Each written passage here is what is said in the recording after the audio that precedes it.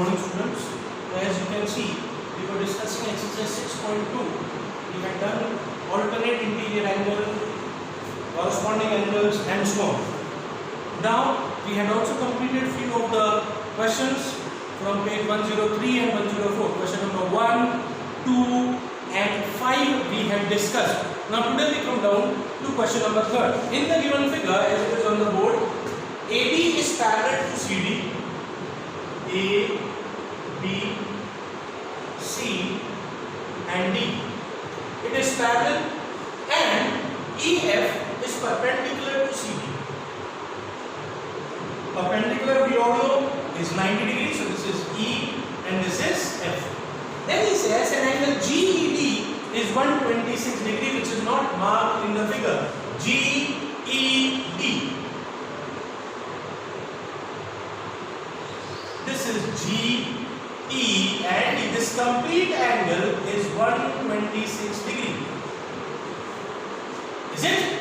Now the question says find certain angles. We are not worried about what is it telling us to find. So let us write down what are the quantities given to us. Given AB parallel to CD and EF perpendicular on CD or perpendicular on CD, right? And angle GED is equals to 126 degree. GED. Now what are the quantities he wants us to find? Construction not required, everything is constructed for us. Just see what are the things we can find. Forget what is he telling us to find. Forget us. Check it out over here. First angle GED. This complete angle is 126. Angle GED equals to 126 degree. That is given to us. I can see that this GED is made of two angles, number 1 and number 2. So GED can be split in the form of GEF plus FED. This GED can be written as angle GEF plus angle FED is equals to 126. FED is how much? 90. Angle GEF plus angle FED. How much is FED? 90 equals to 126. Because EF is perpendicular to CD. This is given to us. Can we transpose 90? Angle GEF is equals to 126 minus 90 degree. That is how much? 36 degree. Angle GEF 36 degree. Correct? Now he says what are the quantities he wants us to find? Angle AGE. Then angle GEF. We have already calculated. And angle FGE. GEF is already there with me. Can you see that? Then AGE. So this you can very well see because these two lines are parallel and this is a transversal, so alternate interior angles. Because AB is parallel to CD and GE is a transversal.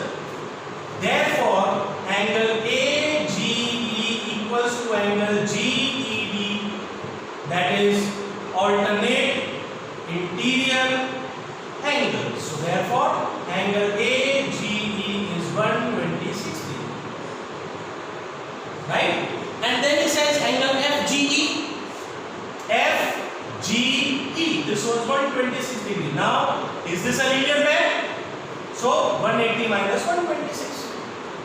And angle AGE plus angle FGE equals to 180 degree. Reason linear pair. As you can see, we have done vertically opposite angle linear pair in the previous exercise.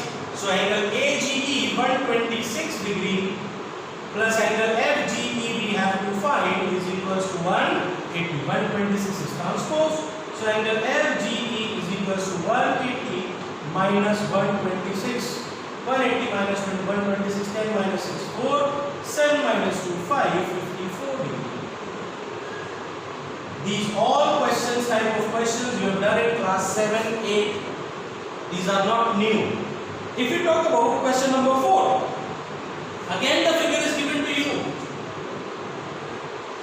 Question number 4. It says in the given figure PQ is parallel to ST. This is the figure. This is P, this is Q, this is S, and this is T. Right? PQ is parallel to ST. This is it. Now he says angle PQR is 110. This is R 110, and angle RST is equals to 130. RST is equals to 1. So what are the quantities given? We are given PQ parallel to ST, angle PQR equals to 110, and angle RST is equals to 130. Right? Then he says, show that or to find angle QRS. To find angle QRS. Where is QRS? Let us observe. QRS. This angle he wants us to find. So here, hint is also given to you in the textbook, but if the hint is not given to us, as it is not going to be given in the exam. So what are we supposed to be doing? I can see these two lines are parallel, but it does not have any common transversal. This is one line, it is not a common transversal for PQ. This is another transversal, but again it is not a common one. Then we are going to construct a line parallel to this PQ and ST passing through this point R. Let this line be MN, and it is parallel to PQ and ST. What is the construction? We construct MN parallel to PQ and ST passing through R. Passing through R. Right? Now here we can use several number of properties. What? Check it out. Can you see that both these lines are parallel to each other and this QR is a transversal? So this angle and this angle form or interior angles on the same side of a transversal. And according to theorem number 6.4, sum of interior angles on the same side of a transversal is 180. Can you see that? Similarly, these two angles are the same property. Sum of interior angles on the same side of a transversal is 180. So we apply both of them, and can we find these two angles? Check it out. Because PQ is parallel to MN and QR is a transversal. So therefore, angle PQR plus angle MRQ equals to 180 degree. Write down the reason. Sum of interior angles on the same side of transversal is 180 degree. That is theorem number 6.4 on page number 100. So PQR is given to us 110. So this PQR is 110 plus angle MRQ equals to 180 plus 110 comes transpose on the other side. So angle MRQ is equals to 180 minus 110, that is 70 degree. Angle MRQ, this angle I have 70 degree. Same property we can use it for angle RST plus angle SRN. Similarly,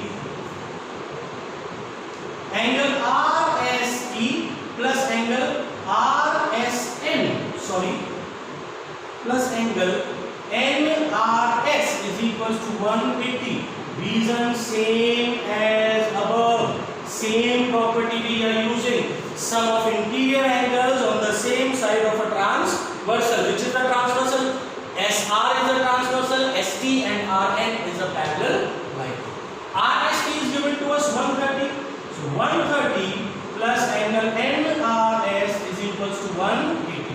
130 is transposed. So angle NRS is equals to 180 minus 130. That is how much? 50 degree. Angle NRS. This is 50 degree. So now we can see, because since it is a straight line, the sum of three angles on a straight line is what? Supplementary. So can we find?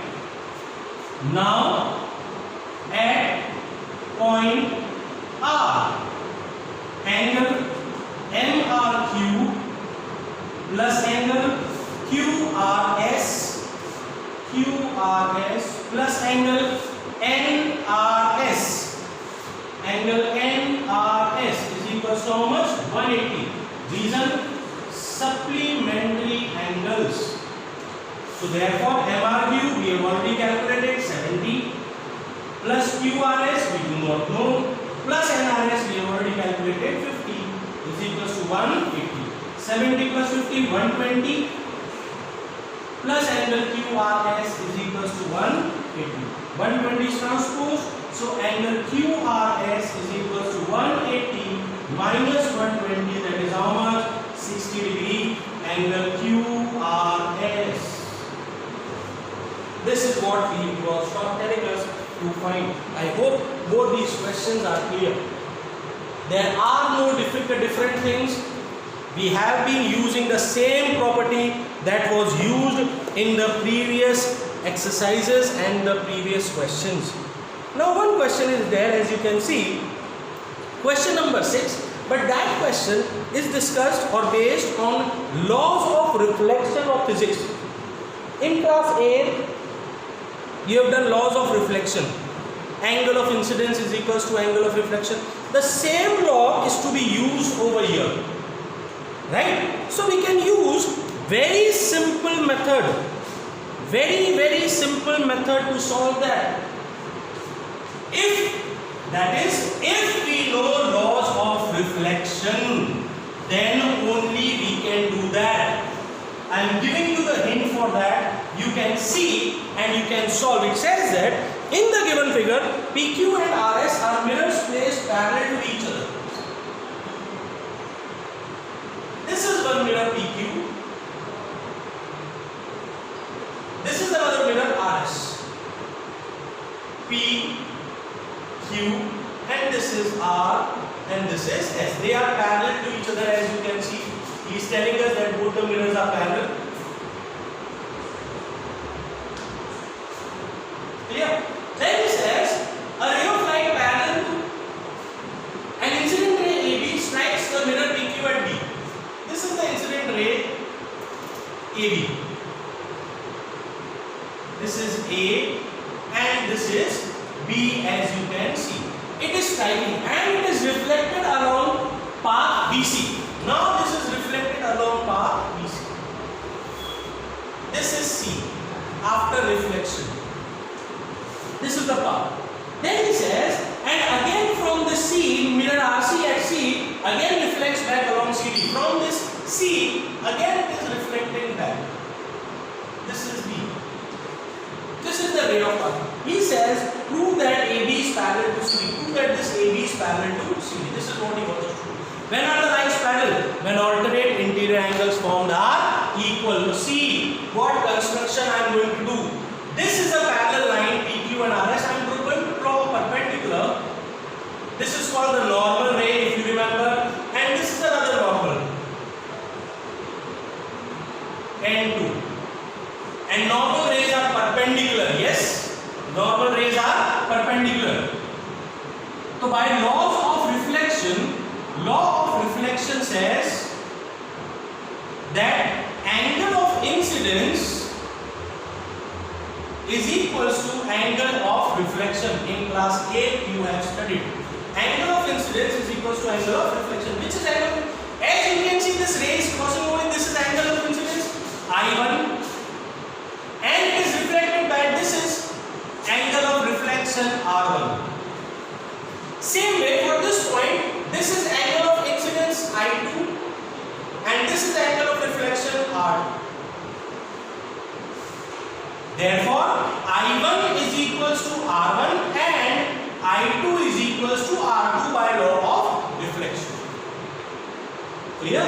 Now see, these two lines are perpendicular to each other, so they are parallel to each other. Is it or not? It is a normal ray, perpendicular, normal ray, perpendicular. Since N1B and N2C are perpendicular to PQ and RS respectively, therefore N1B is parallel to N2C. They are 90 degree, and this BC and BC is a transversal. BC is a transversal.